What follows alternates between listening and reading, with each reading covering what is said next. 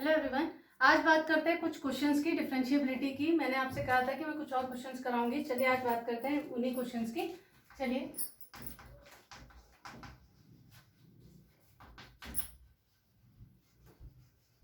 ठीक है, कुछ क्वेश्चंस कर लेते हैं हम। हमारा जो अगला क्वेश्चन है वो कह रहा है फर्स्ट कह देते हैं, show that the function f(x) is equals to x square is differentiable at x equals to 1, differentiable at x equals to 1 and f dash 1 is equals to and find the value of f dash 1। ये भी बोल रहा है। ठीक है, अब आपने क्या करना है, हमसे कह रहा है f(x) equals to x square जो है वो डिफरेंशिएबल है x equals to 1 पर, ये दिखाना है और f dash 1 की वैल्यू भी हमें फाइंड करनी है। अच्छा, अगर 1 पर मैं इसे डिफरेंशिएबल दिखा दूं फंक्शन को कि इसमें कोई भी शार्पनेस नहीं आ रही है, तो उस पर हम क्या कहेंगे, वो हमारा f dash 1 पॉजिटिव या f dash 1 नेगेटिव ही तो निकलेगा। तब हम उस वाले में f dash 1 निकालेंगे अगर केवल, तो वो हमारी वैल्यू वही होगी जो हमारी LSD और RSD से निकली हुई वैल्यू होगी। तो पहले हम बात करते हैं अपनी डिफरेंशिएबिलिटी की। ठीक है, पहले हम चेक करते हैं LSD चेक करेंगे तो इसका मतलब मेरे को क्या निकालना है, f dash 1 नेगेटिव। हमने बात करी थी वीडियो में कि f dash 1 नेगेटिव जो है वो हमारी डिफरेंशिएबिलिटी को रिप्रेजेंट करता है और ये लेफ्ट हैंड डिफरेंशिएबिलिटी को रिप्रेजेंट करेगा। तो इसके लिए हमारे पास फॉर्मूला होता था limit h tending to 0 f(1 minus h minus f(1 over h)। यही तो हमारा फॉर्मूला होता था, f(1 minus h minus f(1 over h)। आपको फॉर्मूला याद है या नहीं है? हम बात कर रहे थे f डैश a नेगेटिव की, तो हम कहेंगे limit x tending to 0 f(x minus a minus f(x) over क्या था हमारे पास, sorry a minus h minus f(a) होना चाहिए बल्कि ये, और ये यहाँ पर हमारे पास h था ओवर h। ये हमारे पास फॉर्मूला होता था, वही फॉर्मूला हमने यहाँ पर अप्लाई कर दिया। एक ही जगह पर हमारे यहाँ पर 1 बैठा हुआ है। ठीक है, बात करते हैं इसकी। इसको हम चेक करेंगे तो आएगा limit h tending to 0 f(1 minus h), मुझे इसी फंक्शन में रखना है तो 1 माइनस h का स्क्वायर माइनस f(1) हमारे पास हो जाएगा 1 का स्क्वायर दैट इज 1 और h ही रहा। लिमिट h टेंडिंग टू 0, इसको खोलेंगे काटेंगे, अपॉन में h है वो हटना चाहिए। डिफरेंशिएबिलिटी में डायरेक्ट लिमिट अप्लाई नहीं करते हैं तो खोलना पड़ता है। ऐसे हम खोलेंगे 1 plus h square minus 2h। जो भी बातें मैं बता रही होती हूँ उसको आप बहुत ध्यान से सुना करिए, नहीं तो गड़बड़ हो जाती है। लिमिट h टेंडिंग टू 0, आपने h कॉमन लिया तो अंदर बैठा h माइनस 2 ओवर h। ये हमारा, अब हमने लिमिट अप्लाई की तो हमारा आंसर क्या आ रहा है, -2 इसका हमारा आंसर आ रहा है। फॉर्मूला तो minus h square minus 2h, ठीक है यही आ रहा है। अच्छा, नीचे माइनस h भी होता था, फॉर्मूले भूल जाती हूँ, माइनस h।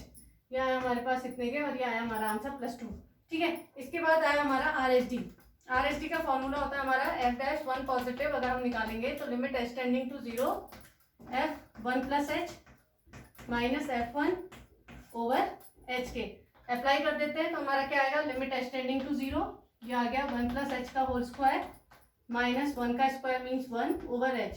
सॉल्व करेंगे तो ये हमारे पास आ जाएगा limit h tending to 0 1 plus h square plus 2h minus 1 over h के। ये कैंसिल हुआ, हमारी वैल्यू इसकी भी क्या आ गई, 2।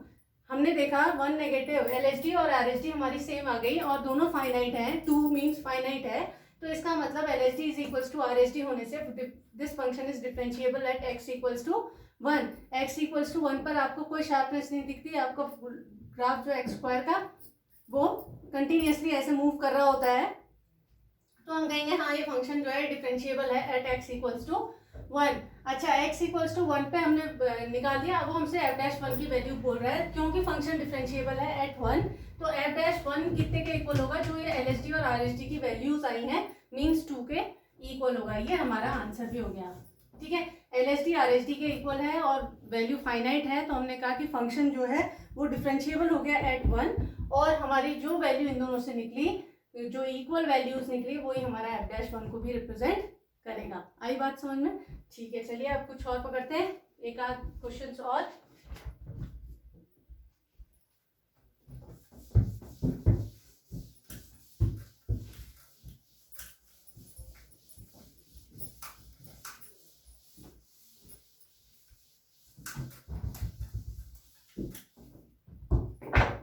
ठीक हो गया। अगला क्वेश्चन है हमारे पास,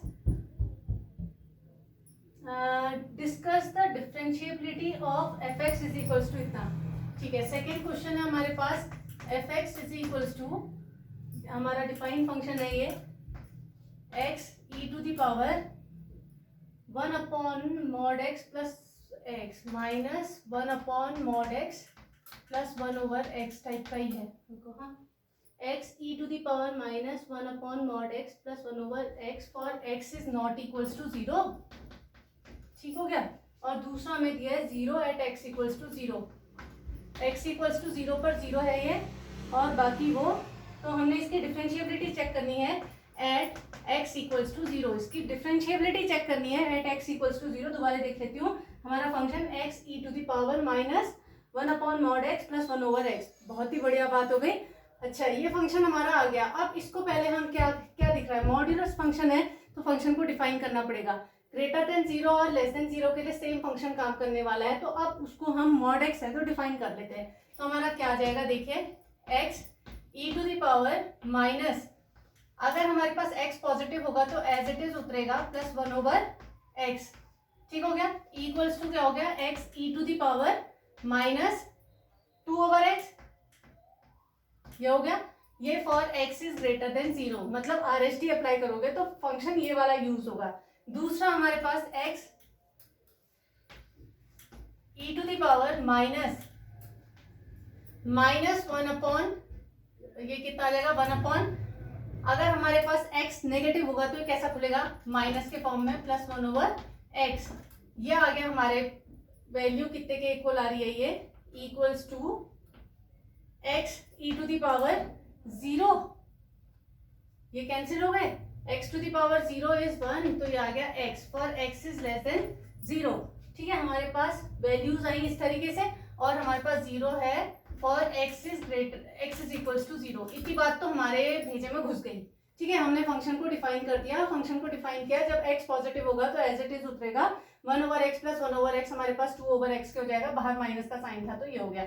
इसके बाद आई हमारे पास, जब हमारे पास x नेगेटिव होगा तो विद नेगेटिव साइन वो खुलेगा ताकि पॉजिटिव हो जाए। मॉड्यूलस का काम किसी भी फंक्शन को पॉजिटिव बनाना होता है, तो हम माइनस x हमारा निकला, और minus 1 over x plus 1 over x ये कैंसिल हो गए, माइनस 0 मीन्स 0, तो ये आ गया e to the power 0 is 1, तो x हमारे पास इतने के इक्वल आ गया। ये हमारा डिफाइन हो गया जी फंक्शन। अब इसकी LHD और RHD चेक करते हैं, मीन्स f डैश 0 नेगेटिव भी चेक करते हैं, f डैश 0 पॉजिटिव भी चेक करते हैं। अगर दोनों इक्वल आ जाते हैं तो हम कहेंगे हाँ भैया फंक्शन जो है वो डिफरेंशिएबल है। चलिए देखते हैं, limit h tending to 0, f 0 minus h means minus h minus f0 over minus h के, तो आया लिमिट h टेंडिंग टू 0।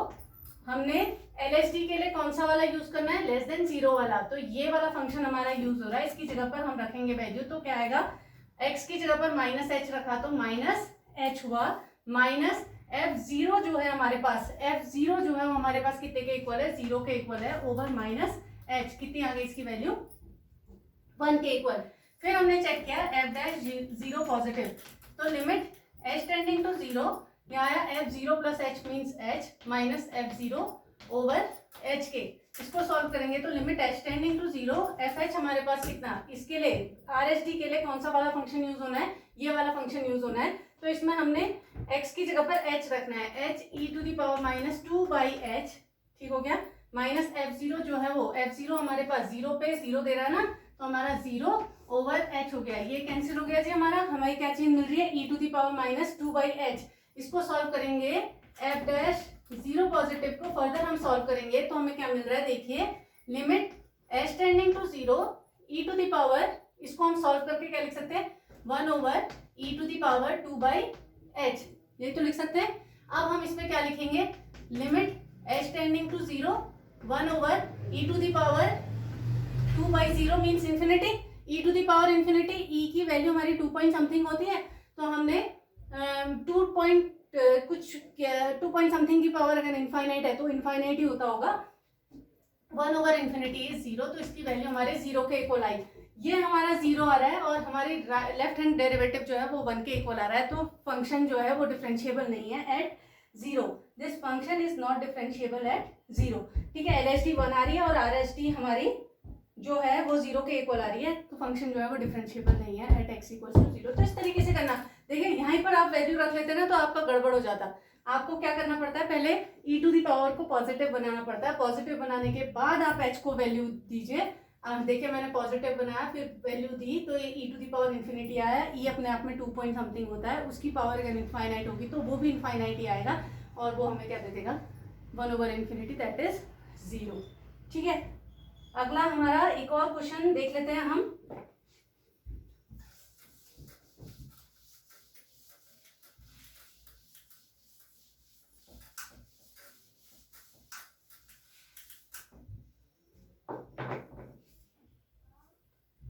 एक क्वेश्चन पकड़ते हैं, for what choice of a and b is the function.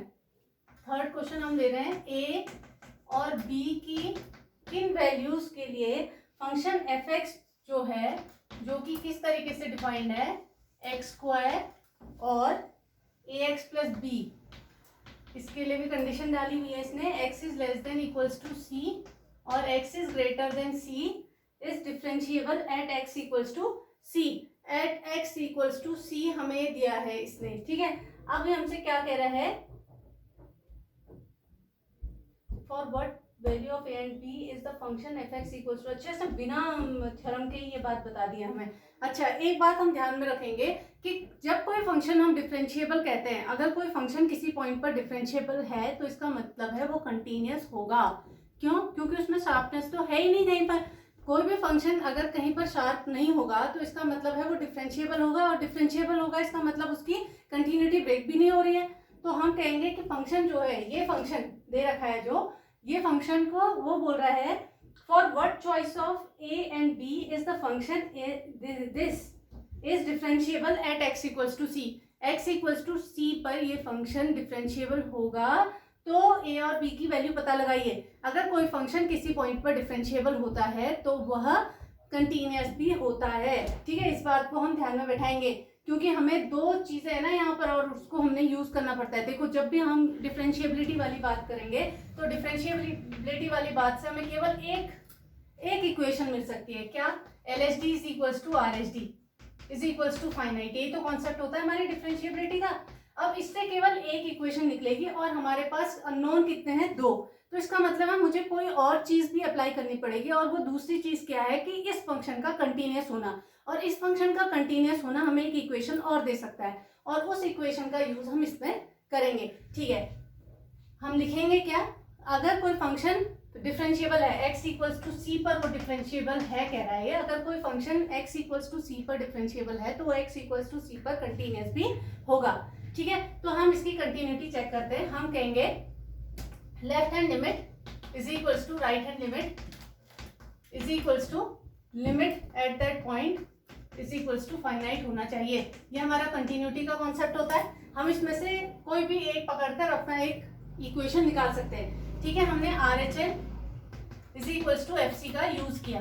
ठीक हो गया, हम RHL का यूज करेंगे तो हम क्या लिखते हैं, limit x tending to c positive, हमारे पास क्या फॉर्मूला होता था, FC प्लस h, यही तो फॉर्मूला होता है। अच्छा, ग्रेटर देन के लिए ये वाला फंक्शन यूज हो रहा है जी हमारा, और इसके आगे हमने FC लिख दिया। ठीक है, हम रख रहे हैं ग्रेटर देन के लिए हमारे पास ये वाला यूज हो रहा है, तो हम क्या लिख रहे हैं, FC प्लस ही कर दीजिए, इसे FX कर दीजिए बल्कि। ठीक है, अभी फिलहाल फिर हम इसे लिखेंगे limit h tending to 0 FC plus h is equals to FC के, आप रख दीजिए इसमें value, limit h tending to 0 FC plus h हमारे पास कितने के इक्वल हो जाएगा, ये a into c plus h plus b। ठीक हो गया, is equals to FC equals to मतलब c स्क्वायर। आई ना बात समझ में, हमने रख दिया तो हमें क्या मिल रहा है, देखिए लिमिट लगा देती हूँ इसमें मैं, h को 0 रखते ही मेरे पास क्या चीज आ रहा है, देखिए AC plus b is equals to c square, AC plus b is equals to c square. ये हमने एक इक्वेशन कंसीडर कर ली। अब मैं दूसरा कॉन्सेप्ट यूज करूंगी LHD equals to RHD equals to finite वाला, means LHD equals to RHD। तो LHD इक्वल्स टू RHD में हम अप्लाई करेंगे तो हम क्या लिख रहे हैं, देखिए limit h tending to 0 f c minus h minus f c over minus h is equals to limit h tending to 0 f c plus h minus f c over h के। ठीक है, हमने अप्लाई कर दिया limit h tending to 0। देखिए हमारे left hand derivative निकाल रहे हैं तो हमारा ये वाला फंक्शन यूज होने वाला है। ये हम देख रहे हैं क्या आ रहा है, सी माइनस एच का whole square minus f c के लिए भी यही function mean c square over minus h is equals to limit h tending to 0 f c plus h के लिए ये वाला फंक्शन यूज हो रहा है। तो ये क्या आएगा, a c plus h plus b minus f c is again c square over h के। ठीक है, ये ध्यान में रखना है हमें, इसको छोड़कर बाकी को इरेज कर रही हूँ, ये हमने इरेज किया। देखिए हमें क्या मिल रहा है, यहां पर से देखते हैं लिमिट एच टेंडिंग टू 0, इसको सॉल्व करते हैं c square plus h square minus 2ch minus c square over minus h is equals to limit h tending to 0, ये हमारे कितने के इक्वल आया, a c plus a h plus b square minus c square, ये तो आया over h के। देखना बहुत प्यारी चीज निकल कर आने वाली है हमारे सामने, ये हमारा कैंसिल हुआ, एच से हमारे ये कैंसिल हुए, तो हमें क्या मिल रहा है, देखिए यहाँ पर एच को 0 रखते ही हमारे पास आ रहा है माइनस 2c अपॉन माइनस 1, ये हमारा कैंसिल हो गया, इतने के इक्वल आ गया। अब हमारे पास अगला क्या है, देखिए यहाँ पर हमें कुछ मिल रहा है, ए सी प्लस बी को हम किससे रिप्लेस कर सकते हैं, सी स्क्वायर से, या ए सी माइनस सी स्क्वायर को, ए सी माइनस सी स्क्वायर दिख रहा है ना आपको, ए सी माइनस सी स्क्वायर दिख रहा है, इसको आप किससे रिप्लेस कर सकते हो, बी से। तो हमने इसे लिखा limit h tending to 0 a c minus c square की जगह हमने रखा minus b square plus a h plus b square over h, यहाँ से हमारा a c minus c square is equals to minus b निकला है, इसको हमने यहाँ पुट कर दिया, ये हमारा कैंसिल हो गया। तो हमें क्या मिल रहा है, देखिए 2c is equals to a h upon h means आ गया a के इक्वल, तो हमारा a इज इक्वल्स टू जो आ रहा है वो 2c के इक्वल आ रहा है, a हमारा 2c निकल गया है, तो यहाँ पर हम रख देंगे वैल्यू, तो हमारा b भी निकल जाएगा। तो आया कितना, देखिए 2c square minus c square is equals to minus b means c square is equals to minus b और b is equals to minus c square. देखो ए और बी की वैल्यू हमारी इन टर्म्स ऑफ सी निकल गई, यही हमारी इसमें वैल्यू होनी चाहिए, ए बराबर 2c और b is equals to minus c square. तो इस तरीके से हम इन क्वेश्चंस को करेंगे। अगर हम ऐसे क्वेश्चंस करेंगे, बार बार करते जाएंगे, दिमाग में बैठाएंगे कि अगर कोई फंक्शन डिफरेंशिएबल है तो वो फंक्शन कंटिन्यूअस भी तो होना चाहिए उस पॉइंट पर। तो अगर ऐसा होता है तो हम दोनों कॉन्सेप्ट को यूज करेंगे, क्योंकि अननोन्स बहुत है हमारे पास, अगर अननोन वेरिएबल ज्यादा होते हैं तो उसमें हमारे पास दिक्कत बढ़ जाएगी, हमें 2 इक्वेशंस नहीं मिलेगी तो हम 2 अननोन नहीं निकाल सकते हैं। तो इस तरीके से हम इन क्वेश्चंस को सॉल्व करेंगे। आप और प्रैक्टिस करिए, जितनी प्रैक्टिस करेंगे उतना डिफरेंशिएबिलिटी और कंटिन्यूटी स्ट्रांग होती है।